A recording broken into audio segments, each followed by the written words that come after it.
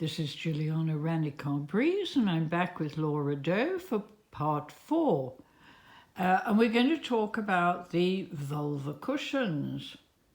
Now, are they unique to you? Yes, they are. This is a resource that I created as I started to do more teaching about sexuality in people with vulvas.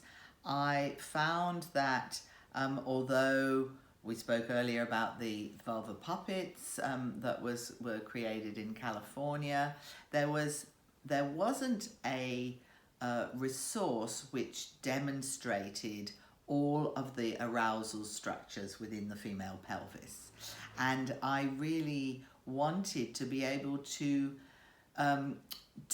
do education without using live vulvas and without using kind of plastic models that were not very pleasing. I found people became uncomfortable with, very realistic models, and also they don't show all of the arousal structures. So I created the Vulvalicious cushions, which are 3D tactile fabric sculptures. Made in Bali. They're actually made these days in Bali in a lovely women's workshop that my friend coordinates. And they are, I'm delighted to say, they're used by sex educators all over the world. They're used in the sexological bodywork training in Australia and in the UK. How long have you been creating these? Well, that's an interesting question. It must be about 6 years, I'm guessing. Okay. And it took, it was about 6 months of work to perfect what I wanted to be able to provide, which was a way of actually feeling the structures using the fabric model. So what we've got here is the vulva, and there is we can feel the extended clitoris, which starts here and goes all the way down the side of the outer labia. We can also feel underneath the vulva, the outer labia, we can feel a structure called the vestibular bulbs, which is another part of the erectile tissue within a female pelvis. One can see the inner labia, and then as we go into the vagina, we can feel into the G-ridge, and further up we can feel the cervix, and we can feel various other structures within the vagina which contribute to arousal. So I use these in my lectures and presentations and workshops so that people can actually get a kinesthetic sense of where these structures are within their own bodies, if they're vulva owners, or within their lovers' bodies, if they're vulva lovers. And I find that having a beautiful fabric item creates a lot more ease than having a very realistic plastic item, which also none of the ones that I'm aware of actually allow you to really feel for the different structures within. The structures within, that sounds an ominous line. It's like what lies beneath, Well, that's it, you see. And this is one of the things that really fascinated me and I became very passionate about, was that for many women, they're around, well, including mine, I got to the ripe old age of 50 without realizing that I was the proud possessor of some vestibular bulbs. And I noticed you kind of looked a little I've never questioning. heard of it. You see, can you repeat it again? what? Vestibular bulbs. Bulbs? Bulbs, that's what they're called. The opening to the inner part of the inner labia is called the vestibule.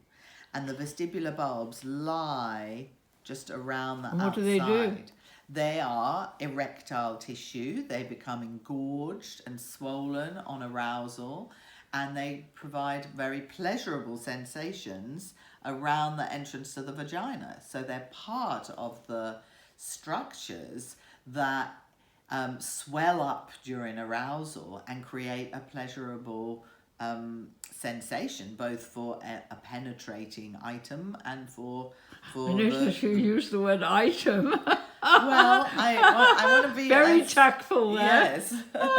You know, not all people with vulvas enjoy penetration from people with penises. Many people have very different preferences, and all of that is fine. But understanding how our arousal works, that's really part of my mission and desire to promote that understanding.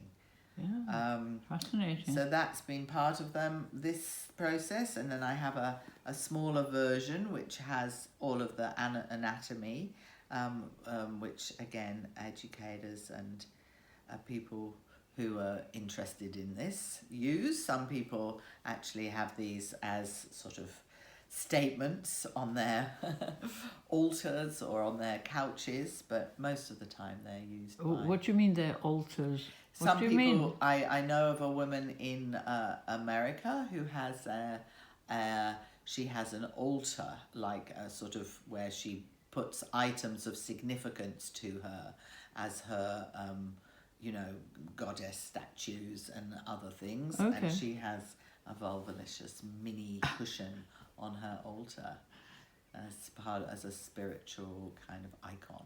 Oh, wow. Wow. So, where do you go from here? Because, I mean, I met you in your vaudeville show, which was pretty fantastic, actually, which is why I invited you here to interview you. Yes. Obviously, not everybody's cup of tea, but you say you've been running that for about 10 years. Nearly 10 years since the very beginning of the show. Yes, so that's I found there was a lot of interest in the show when I was here last summer. I performed it at a number of festivals and did some house concerts. So I thought I'll come back this year. I'm doing... In the Fringe, and it's very alternative, Fringe. of course. Yes, I thought Brighton would be a good spot, being quite sex positive and open. Yeah. And I'm doing a run of the show in London in the first week of June at a theatre called Bread and Roses. And I'll be looking to get some reviewers there and see what the theatre world thinks of my offering. Wonderful. Well, I wish you luck, and good to have met you, Laura-Doe, and good luck with your mission in life. Thank you.